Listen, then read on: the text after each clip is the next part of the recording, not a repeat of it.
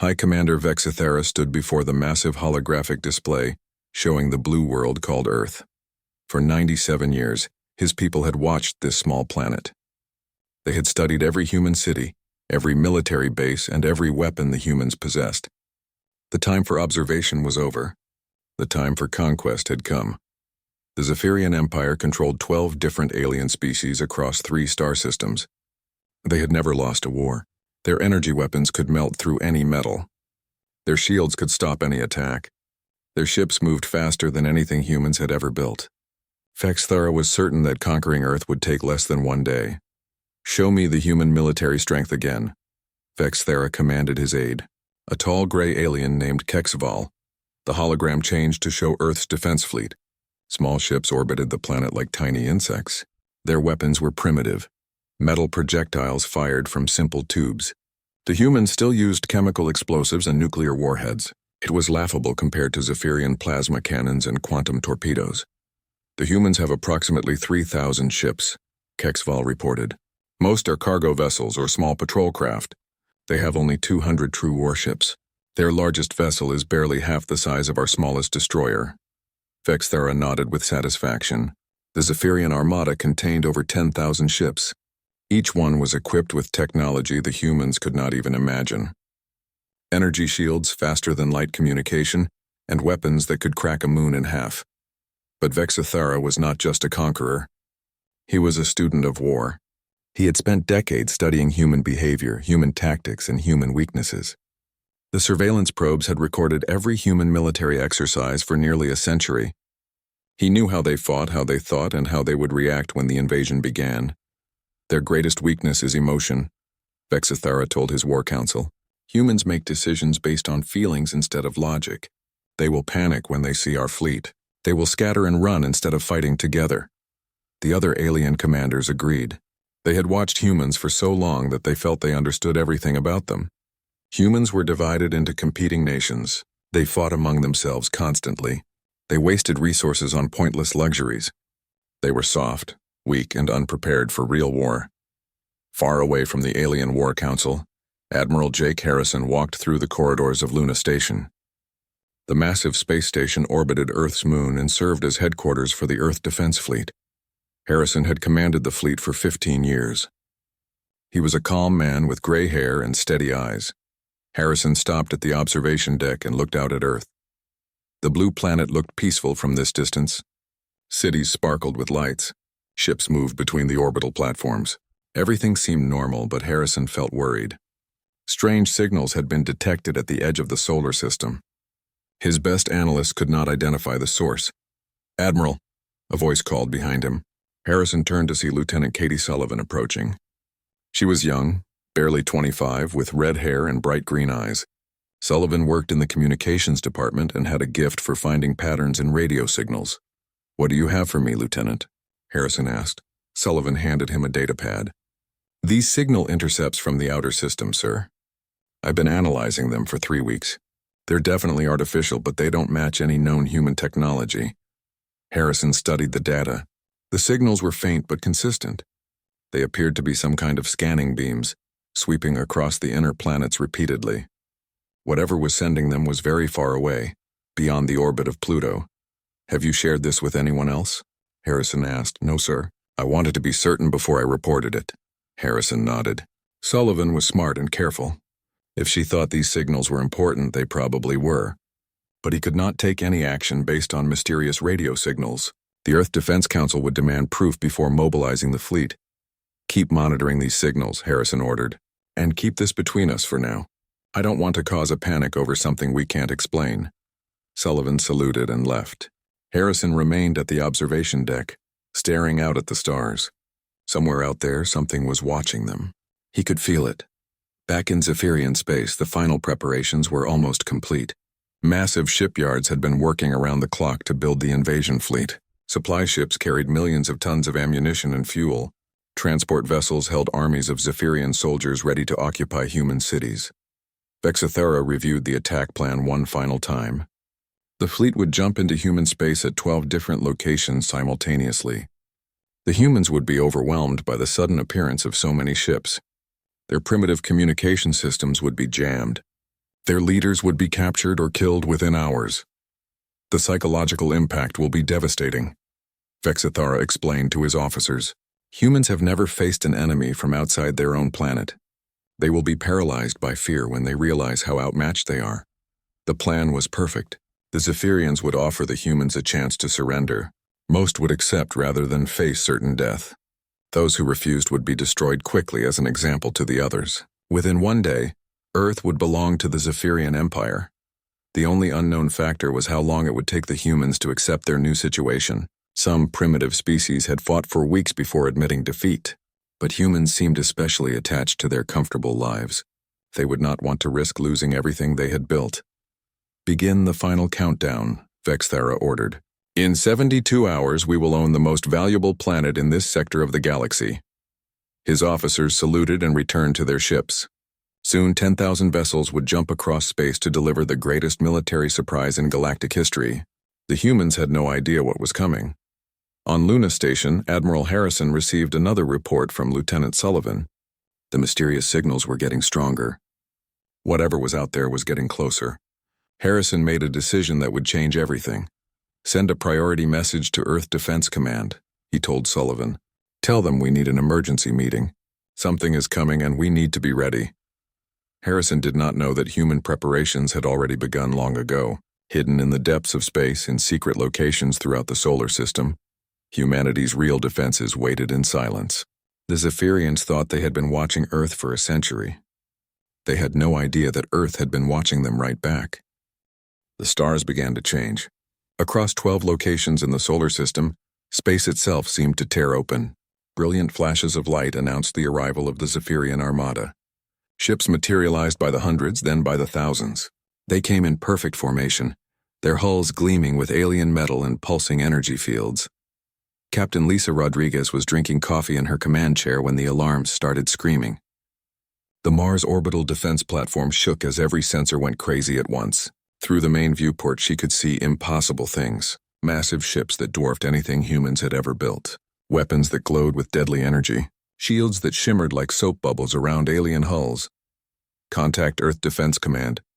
Rodriguez ordered her communications officer. Tell them we have multiple unknown vessels appearing throughout the system. But the comm officer shook his head. I can't get through, Captain. Something is jamming our signals. High Commander Vexithara stood on the bridge of his flagship, watching the human response with satisfaction. Just as predicted, the humans were confused and panicked. Their ships scattered in all directions instead of forming defensive lines. Their communications were blocked. Their leaders could not coordinate a response. Begin the announcement, Vexithara commanded. Across the solar system, every human radio, television, and computer screen suddenly displayed the same image. A tall insect-like alien with 4 arms and glowing red eyes. When Vexithara spoke, his words were automatically translated into every human language. People of Earth, the alien commander said in a voice like grinding metal. I am High Commander Vexithara of the Zephyrian Empire. Your planet is now under our control. We have studied your species for nearly 100 years. We know your strengths and your weaknesses. Resistance is pointless. The alien gestured, and the image changed to show the massive fleet surrounding Earth. Ships larger than cities. Weapons that could destroy mountains. Soldiers in powered armor that made human tanks look like toys. You have 1 hour to surrender unconditionally, Vexithara continued. Any attempt to fight will result in the destruction of your major cities. We do not wish to harm you unnecessarily, but we will not hesitate to use force if you refuse to submit. The transmission ended, leaving humanity in stunned silence. On Mars, Captain Rodriguez stared at her tactical display in disbelief. The enemy fleet was massive beyond imagination. Her small defense platform had maybe a dozen torpedoes. The aliens had enough firepower to turn Mars into an asteroid field, but Rodriguez was a soldier. She had sworn an oath to defend humanity no matter the odds. Load all torpedo tubes, she ordered. Target the largest enemy ship. Her crew looked at her like she had lost her mind. Captain, her weapons officer said carefully, those ships have energy shields. Our torpedoes might not even scratch them. Maybe not, Rodriguez replied. But we're going to find out. The first human torpedoes launched toward the alien fleet. Primitive chemical rockets carrying nuclear warheads. The Zephyrians watched with amusement as the slow projectiles approached their ships. Energy shields activated. ready to vaporize the attacks, but something went wrong. The torpedoes exploded with far more force than expected. The nuclear warheads had been enhanced with new technology the Zephyrian intelligence had missed. One alien destroyer lost its shields completely. Another suffered hull damage and began venting atmosphere. Impossible, Vexithera hissed. Those weapons should have been harmless against our defenses. His tactical officer studied the readings with confusion. The explosions were much more powerful than our intelligence predicted, Commander. The humans appear to have modified their nuclear weapons with some kind of amplification technology.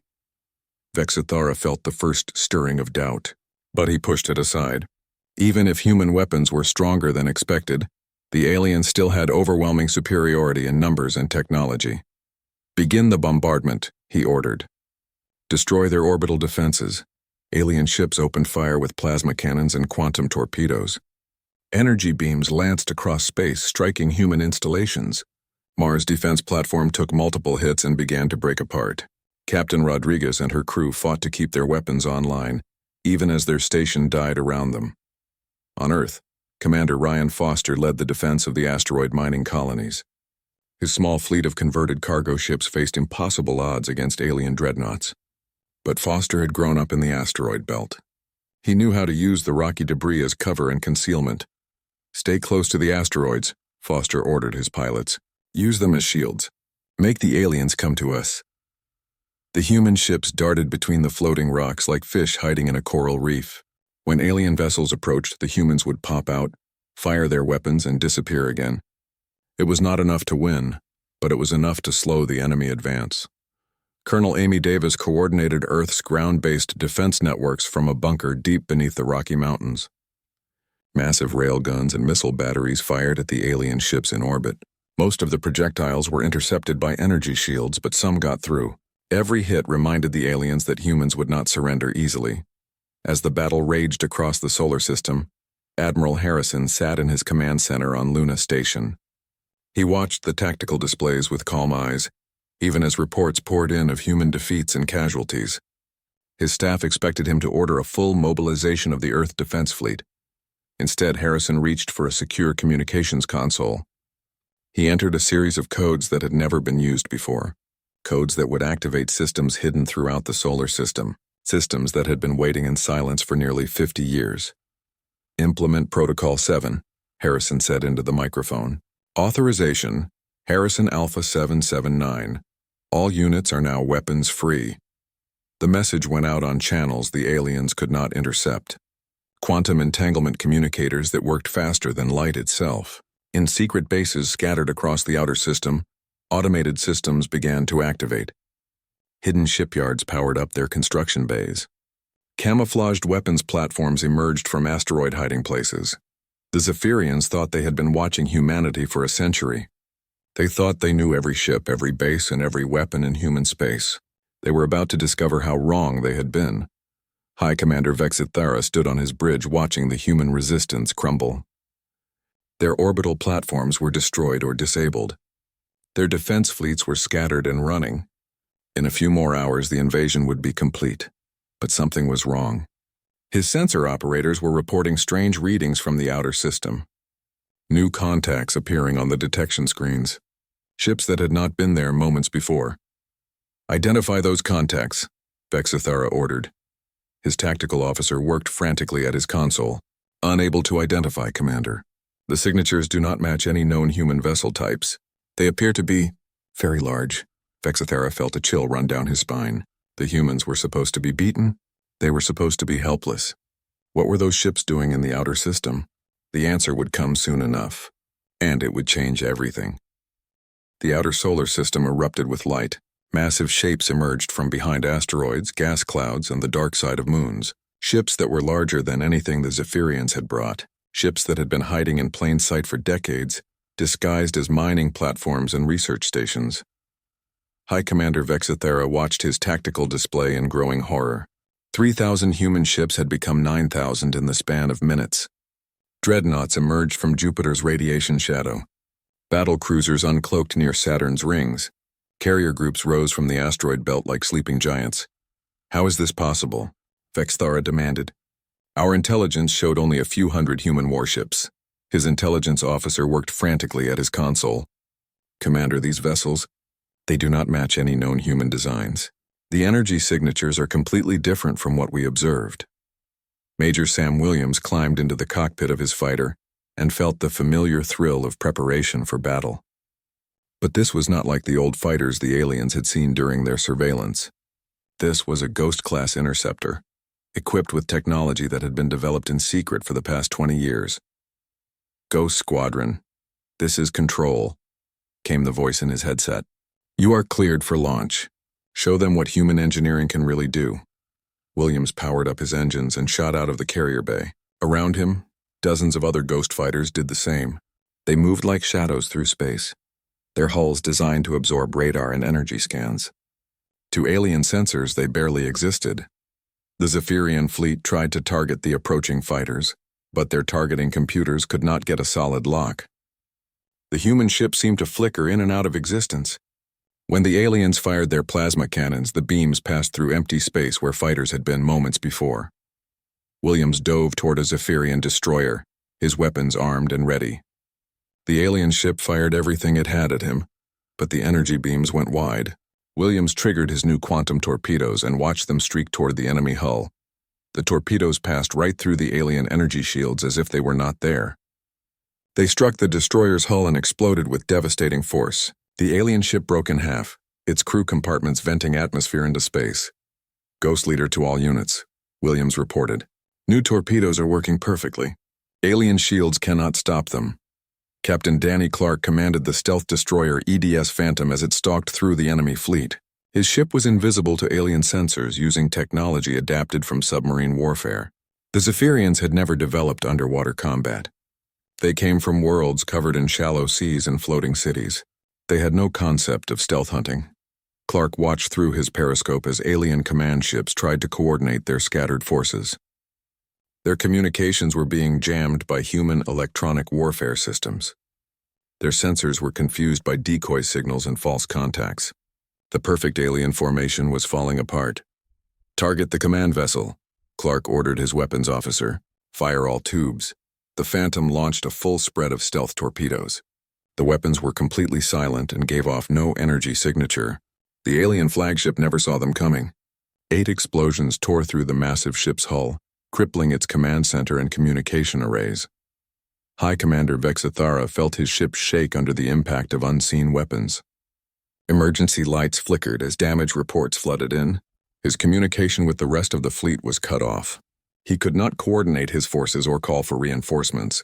"Where did those torpedoes come from?" he shouted. His sensor operator shook his head in confusion. "Unknown, Commander. Our screens show no enemy ships in this area."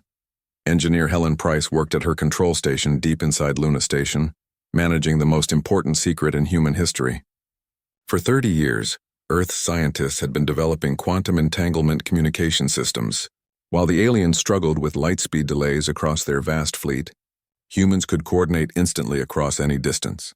"All fleet commanders, this is Luna Control," Price announced on the quantum network.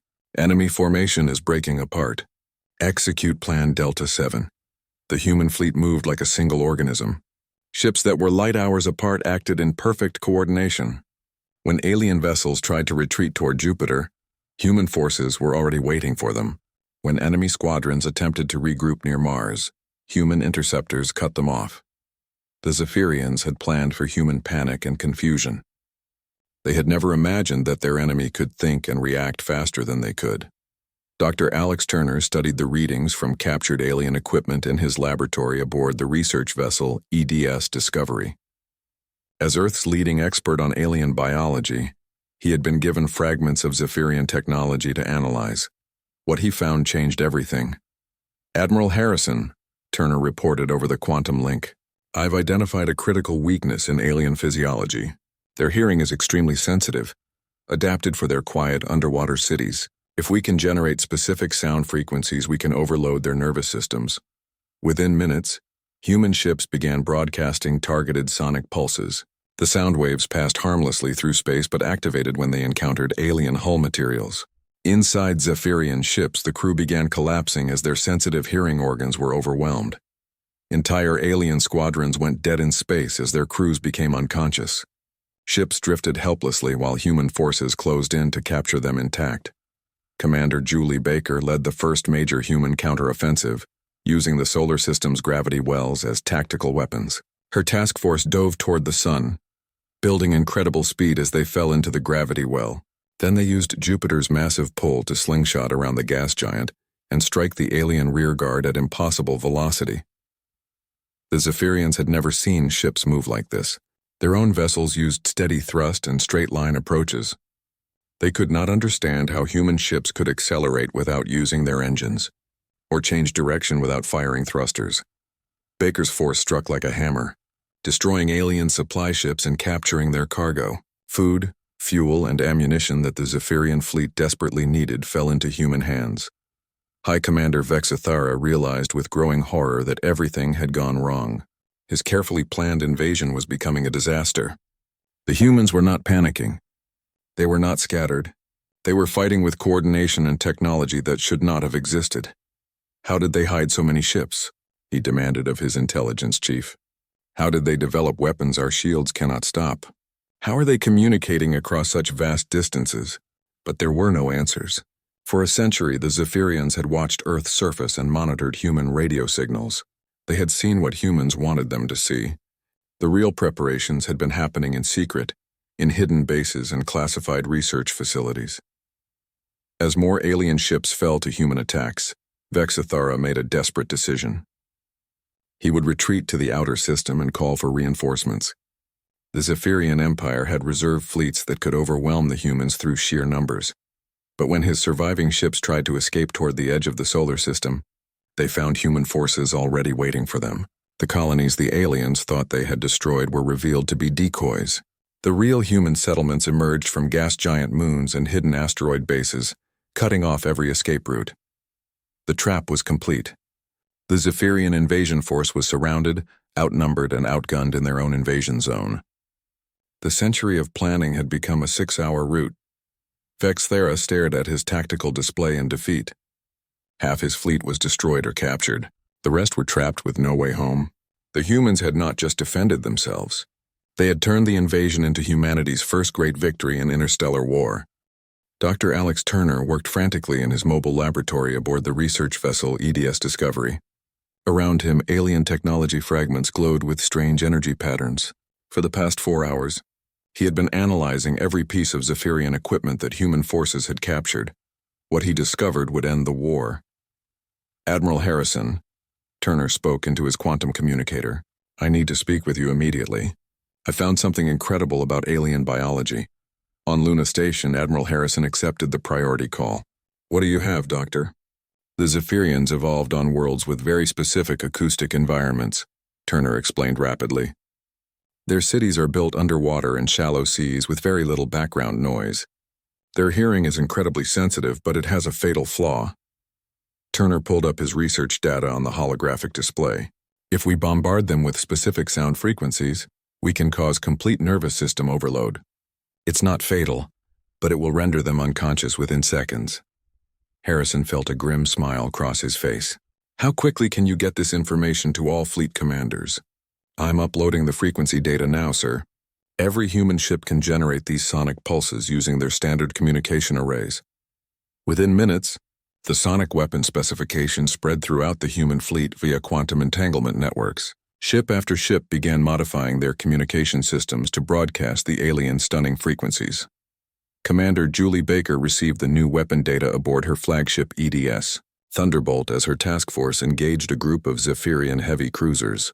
The alien ships were putting up fierce resistance, their plasma cannons carving through space with deadly accuracy. All ships, implement sonic bombardment on my mark, Baker ordered. 3, 2, 1, execute. The human fleet began broadcasting carefully tuned sound waves. The pulses traveled through space invisibly, activating only when they encountered the specific metal alloys used in Zephyrian hull construction. Inside the alien ships, the crew suddenly collapsed as their hypersensitive hearing organs were overwhelmed by acoustic feedback. The enemy cruisers went silent. Their weapons stopped firing. Their engines cut out. The massive warships drifted helplessly through space as their crews lay unconscious on the deck. Boarding parties prepare for capture operations, Baker commanded. We need those ships intact for intelligence gathering. High Commander Vexithera felt his flagship shudder as the sonic attack hit his crew. Emergency alarms blared as Zephyrians throughout the ship collapsed. Only those wearing special acoustic protection gear remained conscious, and they numbered less than 10% of the crew. Seal all bulkheads. Vexithera ordered his remaining officers. Switch to emergency manual controls. We cannot let the humans capture this vessel. But it was too late. Human boarding pods were already attaching to his hull. Soldiers in powered armor cut through the airlock doors and stormed into the ship. The unconscious Zephyrian crew could offer no resistance. Captain Nathan Brooks led the boarding party that captured the alien flagship. He moved carefully through the corridors, stepping over the sleeping forms of enemy soldiers. His team secured the bridge within minutes, taking the few conscious aliens prisoner. "Admiral Harrison, this is Brooks," he reported. "We have control of the enemy command ship.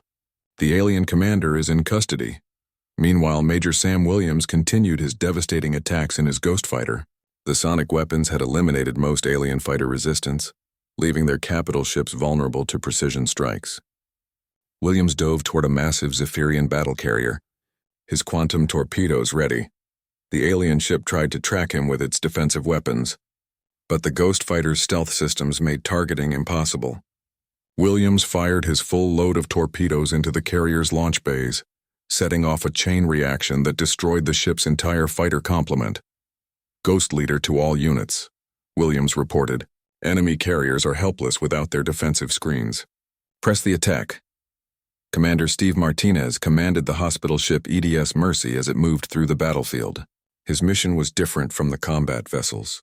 While other human ships fought to destroy or capture alien vessels, Martinez focused on rescuing survivors. "Launch all medical shuttles," Martinez ordered. "Priority rescue for any escape pods or damaged ships with life signs." It was a risky mission. Some alien survivors might try to fight even while being rescued, but Martinez believed that showing mercy to defeated enemies was what separated humans from conquerors like the Zephyrians. His medical teams pulled hundreds of unconscious aliens from destroyed ships. They provided emergency treatment and transported the survivors to secure holding areas. Many Zephyrians woke up expecting to be tortured or killed. Instead, they found human doctors treating their injuries. Dr. Michelle Garcia worked alongside the rescue teams as the head of the newly formed Prisoner Affairs Division. She had been a diplomatic translator before the war, and now she faced the challenge of communicating with captured aliens. "The key is showing them that we're not like them," Garcia explained to her staff. "They came here to conquer and enslave us. We're going to prove that humanity fights differently." The captured Zephyrians were housed in comfortable facilities, given proper food and medical care, and allowed to communicate with each other. It was treatment far better than what the aliens had planned for human prisoners. Captain Danny Clark's stealth destroyer EDS Phantom continued its hunt through the scattered alien fleet. Using advanced sensors, Clark tracked down the remaining Zephyrian command ships one by one. Each successful attack disrupted alien communications further, making it impossible for enemy forces to coordinate any kind of organized resistance. "Target acquired," Clark announced as another alien cruiser appeared on his screens. "Distance 50,000 kilometers. They still don't see us coming." The Phantom fired its full spread of stealth torpedoes. The alien ship exploded in a brilliant flash, taking its command crew and communication equipment with it. Another piece of the Zephyrian fleet became isolated and helpless. Engineer Helen Price coordinated the massive human fleet from her control center on Luna Station. The quantum communication network allowed her to track every human ship in real time and adjust their movements like pieces on a chessboard. Task Force Alpha, move to intercept alien retreat at coordinate 774, Price commanded. Task Force Beta, swing around Jupiter and cut off escape route 2. Task Force Gamma, prepare to accept surrender of enemy ships in Sector 9. The human fleet moved with perfect precision. Every ship knew exactly where it needed to be and when it needed to be there. The aliens had never faced an enemy that could think and react as a single unified force. As the battle reached its final stages, the remaining Zephyrian ships found themselves completely surrounded. Escape was impossible. Reinforcements were months away. Their crews were unconscious from sonic attacks. Their weapons were no match for human shields and armor. High Commander Vexithera sat in his cell aboard the captured flagship, staring at the wall in defeat. The greatest invasion in galactic history had become the greatest military disaster in Zephyrian memory.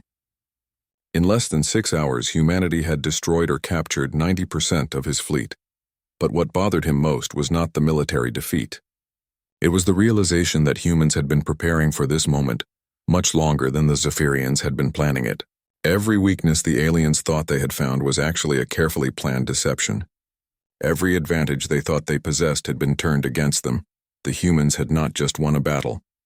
They had won a war that the Zephyrians never realized they were already fighting. And now, as human medical teams treated alien wounded and human diplomats prepared for surrender negotiations, it was clear that Earth's victory would reshape the entire galaxy. The age of human expansion into space had begun, and it would be built on the foundation of their enemy's greatest mistake.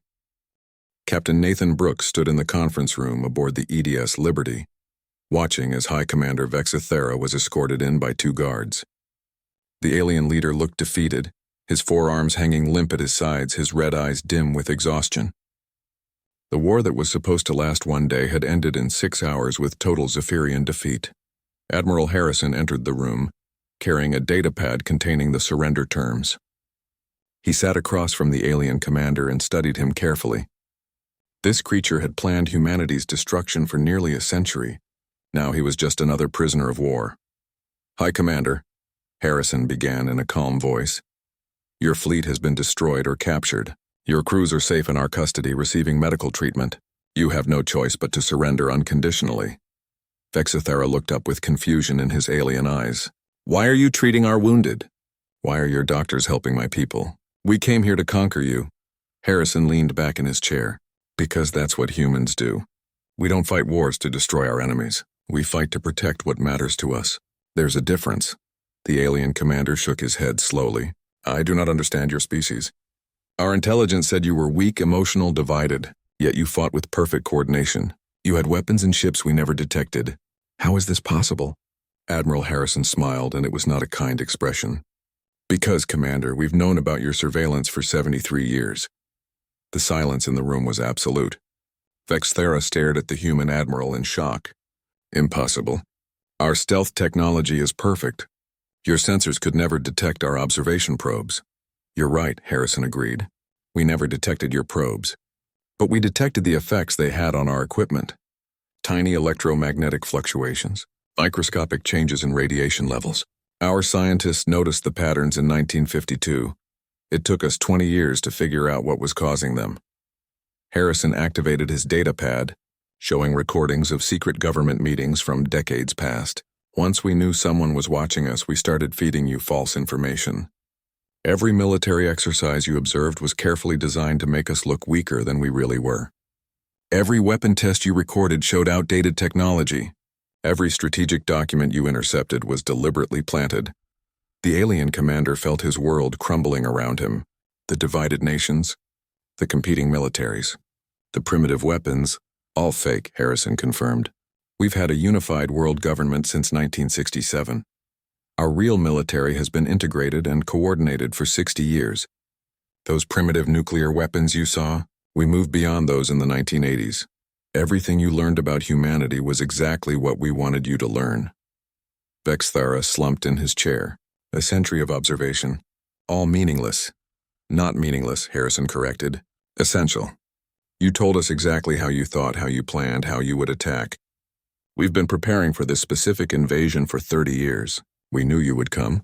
We knew how you would come, and we knew how to beat you." Commander Steve Martinez entered the room carrying a medical report. "Admiral, I have the casualty figures from the battle." Harrison reviewed the data. "Human losses: 47 ships destroyed, 2,300 casualties. Zephyrian losses: 8,600 ships destroyed or captured, over 3 million personnel in custody." Vexithera closed his eyes in pain. "My empire will send more fleets. This defeat will not stand." "No, they won't," Harrison said firmly, "because you're going to help us prevent that." The alien looked up in surprise. "I will never betray my people." Dr. Michelle Garcia joined the conversation, taking a seat beside Harrison. "We're not asking you to betray anyone, Commander.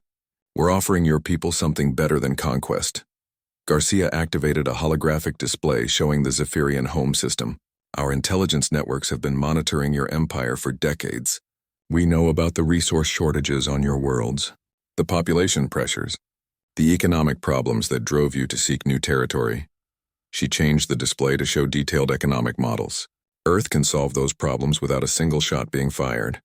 We have technology you need, resources you want, scientific knowledge that could transform your civilization. You would share your technology with your enemies?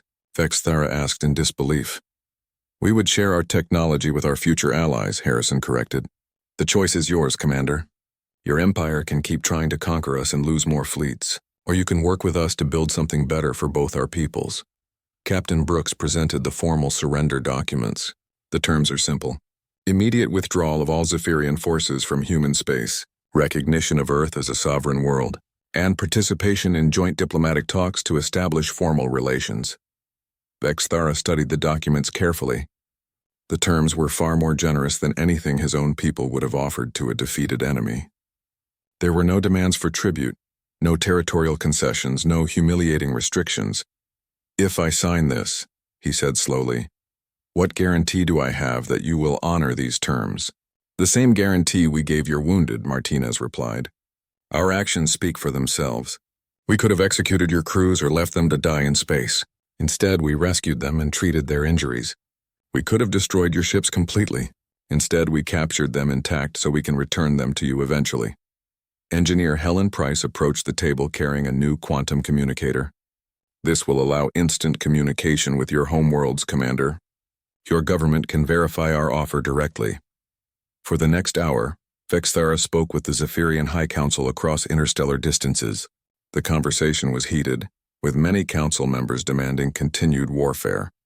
But as the human terms were explained and the military situation became clear, pragmatism prevailed. They are offering us everything we wanted through conquest, the council leader finally admitted.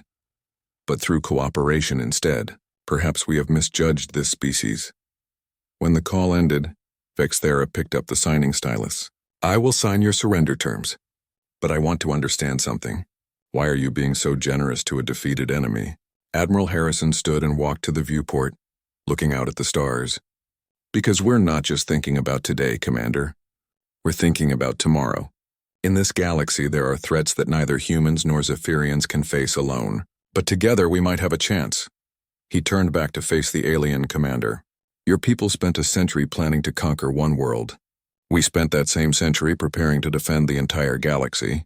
The question is, do you want to be our enemy when the real threats arrive, or do you want to be our ally? 6 months later, Dr. Michelle Garcia stood on the observation deck of the first joint human Zephyrian research station. Through the viewport, she could see ships from both species working together to construct new defensive platforms. The former enemies had become partners in humanity's greatest project, the establishment of a galactic defense network. The xenobiological research is proceeding ahead of schedule, reported her assistant, a young Zephyrian scientist named Texavara. The combination of human adaptability and Zephyrian precision is proving very effective. Garcia nodded with satisfaction. The cultural exchange programs were working better than anyone had hoped. Humans were learning Zephyrian engineering techniques. Zephyrians were discovering human innovation methods. Both species were becoming stronger through cooperation.